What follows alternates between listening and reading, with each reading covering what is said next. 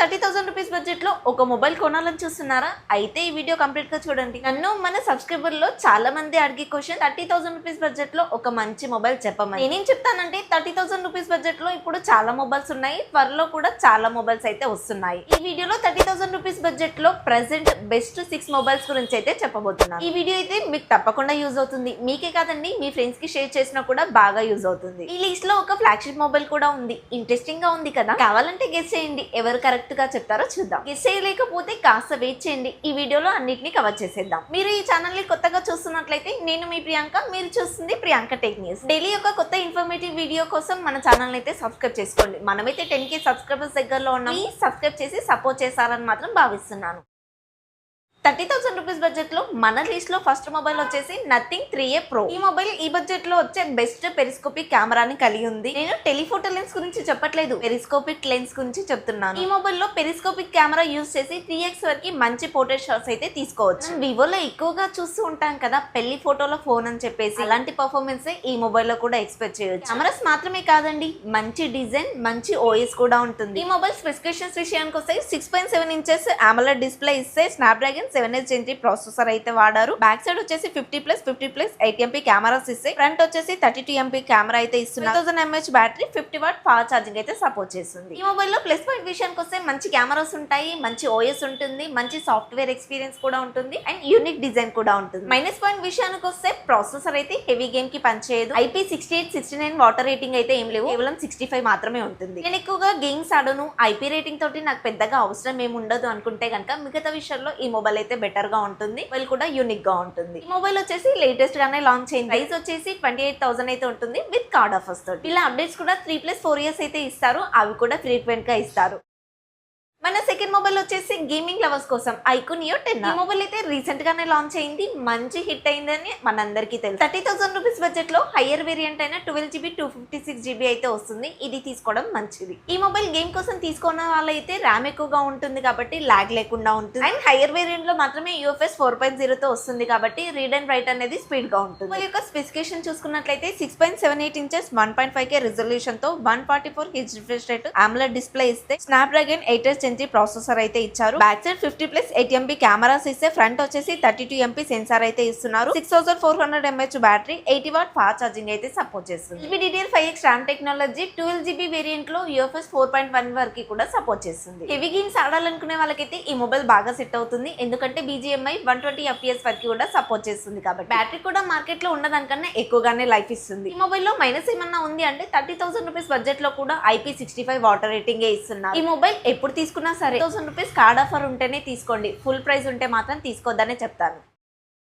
మన next mobile వచ్చేసి Poco X7 Pro. ఇది కూడా ఒక గేమింగ్ సెంట్రిక్ మొబైల్. మీరు గేమింగ్ కోసం ఈ మొబైల్ కావాలి అంటే హైయర్ వేరియంట్ వైపు అయితే వెళ్ళండి. 12GB 256GB వేరియంట్ అయితే బాగుంటుంది. ఈ బడ్జెట్ లో గేమింగ్ మొబైల్ అవుతుంది. IP68 వాటర్ రేటింగ్ ఉండడం ప్లస్ పాయింట్. ఇంట్లో వాడిన ప్రాసెసర్ డైమెన్సిటీ అయినప్పటికీ కూడా స్నాప్డ్రాగన్ 8H Gen కన్నా ఎక్కువ పర్ఫార్మెన్స్ చేయగలుగుతుంది. పోకో నుంచి బెస్ట్ గేమింగ్ మొబైల్ ఏదైనా ఉంది అంటే అది పోకో X7 Pro నే. ఈ మొబైల్ యొక్క డీటెయిల్స్ చూసుకున్నట్లయితే 6.67 ఇంచెస్ 1.5K రిజల్యూషన్ తో AMOLED డిస్ప్లే వాడారు. డైమెన్సిటీ 8400 అల్ట్రా ప్రాసెసర్ అయితే వాడారు. బ్యాక్ సైడ్ వచ్చేసి 50+8MP కెమెరా ఇస్తే, ఫ్రంట్ 20MP సెన్సార్ అయితే ఇచ్చారు. 1550 mAh battery, 90W fast charging అయితే సపోర్ట్ చేస్తుంది. ఈ మొబైల్ లో కూడా LPDDR5X RAM టెక్నాలజీ ఇస్తే UFS 4.0 తో వస్తుంది. ఈ మొబైల్ లో ప్లస్ పాయింట్స్ ఏంటి అంటే గేమింగ్ బాగుంటుంది, OS బాగుంటుంది, డిస్ప్లే బాగుంటుంది, ప్రాసెసర్ కూడా బాగుంటుంది. హైపర్ OS లో చాలా ఫీచర్స్ అయితే ఉంటాయి, వాడే వాళ్ళైతే ఇష్టపడతారు, డిసప్పాయింట్ అవ్వరు. IP68, 69 వాటర్ రేటింగ్ ఉంటుంది, అలాగే వెట్ టచ్ కి కూడా సపోర్ట్ చేస్తుంది. గేమ్ ఆడేటప్పుడు ఫింగర్స్ కి స్వెట్ వచ్చినా కూడా గేమ్ ఆడేటప్పుడు పెద్ద ప్రాబ్లం ఏం కాదు. ఇంట్లో ఒక మైనస్ ఉంది అంటే అది కెమెరాస్ యావరేజ్ గా ఉంటాయి, ఆగోవని కాదు. డే టైమ్ లో మంచిగానే పర్ఫార్మెన్స్ చేస్తుంది, నైట్ టైమ్ లో మాత్రమే మీకు ఆ తేడా అనేది కనిపిస్తుంది.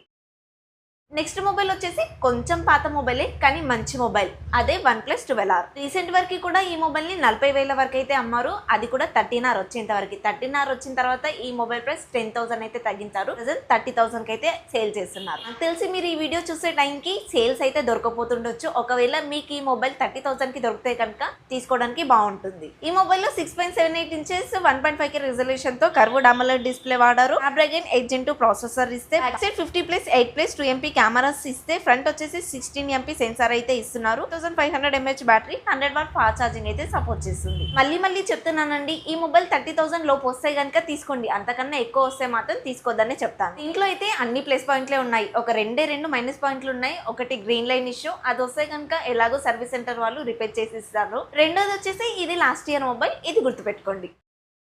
లిస్ట్ లో నెక్స్ట్ మొబైల్ వచ్చేసి రియల్మీ 14 Pro Plus. రియల్మీ నుంచి వచ్చిన మొబైల్స్ లో కెమెరాలో బాగా నచ్చిన మొబైల్ అయితే ఇదే. దీంట్లో కూడా 50 MP పెరిస్కోపిక్ కెమెరా అయితే వాడారు. ఇది కూడా 3x వరకు మంచి పోర్ట్రేట్ షాట్స్ అయితే తీయగలుగుతుంది. ఇంకో 3x జూమ్ అంటున్నాను అంటే ఏదైనా మొబైల్లో 3x వరకు జూమ్ చేస్తే ఫోటో క్వాలిటీ తగ్గిపోతుంది. అదే మీకు పెరిస్కోపిక్ కెమెరా సెన్సార్ ఉంటే కనుక మూవబుల్ లెన్సెస్ ఉంటాయి. జూమ్ చేసినప్పుడు పిక్చర్ క్వాలిటీ తగ్గకుండా ఆప్టికల్ గా జూమ్ అవుతుంది. నార్మల్ కెమెరాతో తీస్తే ఫోటో క్రాప్ అవుతుంది. పెరిస్కోపిక్ కెమెరా ఉండడం వల్ల 100x వరకు జూమ్ కూడా చేసుకోవచ్చు.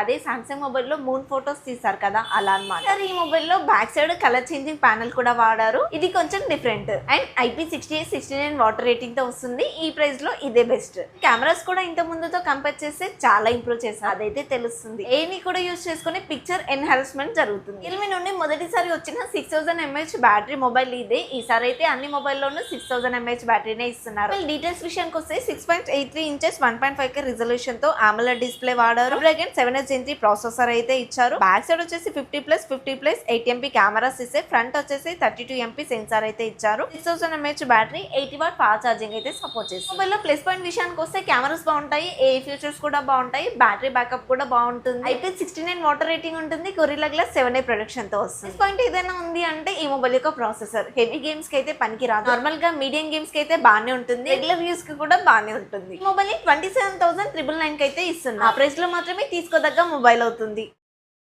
మన లిస్ట్ లో ఫ్లాగ్షిప్ మొబైల్ వచ్చేసి Samsung S23 FE. మొబైల్ ని ఎంతమంది గెస్ చేస్తారు? మొబైల్ కొంచెం పాతదే కానీ 30,000 రూపీస్ బడ్జెట్ లో Samsung A36 ని ఈజీగా బీట్ చేయగలుగుతుంది. అడిగితే Samsung A సిరీస్ లో మొబైల్ తీసుకోవడం కన్నా Samsung FE సిరీస్ లో తీసుకోవడం ఉత్తమం. రీసెంట్ గా ఒక పెద్ద యూట్యూబర్ కూడా Samsung A సిరీస్ లో అన్ని బాగున్నాయని చెప్పారు. ఈయన ఏ ఉద్దేశంతో చెప్పారో నాకైతే అర్థం కాలేదు. అదే బడ్జెట్ లో Samsung S24 FE నే వస్తుంది. ఏ సిరీస్ కి మీరు ఎంత డబ్బులు పెట్టినా సరే అదొక బడ్జెట్ మొబైల్ కిందనే కన్సిడర్ చేయాల్సి వస్తుంది. అదే FE విషయానికి వస్తే ఫ్లాగ్షిప్ రేంజ్ మొబైల్, కాకపోతే ఫ్యాన్ ఎడిషన్ కింద తీసుకొస్తారు. మరి 45,000 రూపాయల బడ్జెట్ పెట్టి Samsung A56 మొబైల్ తీసుకోమని ఏ మొహంతో చెప్పారో నాకు అర్థం కాలేదు. 6.4 inches dynamic AMOLED display, Exynos 2200 processor అయితే వాడారు. బ్యాక్ సైడ్ వచ్చేసి 50+8+12 MP కెమెరాస్ ఇస్తే ఫ్రంట్ 10 MP లాంటి ఫ్లాగ్షిప్ సెన్సార్ అయితే వాడారు. ఫ్రంట్ అండ్ బ్యాక్ రెండు కూడా మాక్సిమం 4K 60fps వరకు వీడియో రికార్డ్ చేస్తుంది. కెమెరా క్వాలిటీ అయితే బాగుంటుంది. 4500 mAh బ్యాటరీ, 25 వాట్ ఛార్జింగ్ అయితే సపోర్ట్ చేస్తుంది. పాయింట్ విషయానికి వస్తే చాలా ఏ ఫీచర్స్ ఉన్నాయి. అప్డేట్స్ విషయానికి వస్తే 5 years అని చెప్పారు, ఇంకా 3 years మిగిలే ఉన్నాయి. IP68 వాటర్ రేటింగ్ ఉంటుంది, మంచి కెమెరాస్ కూడా ఉంటాయి. మైనస్ విషయానికి వస్తే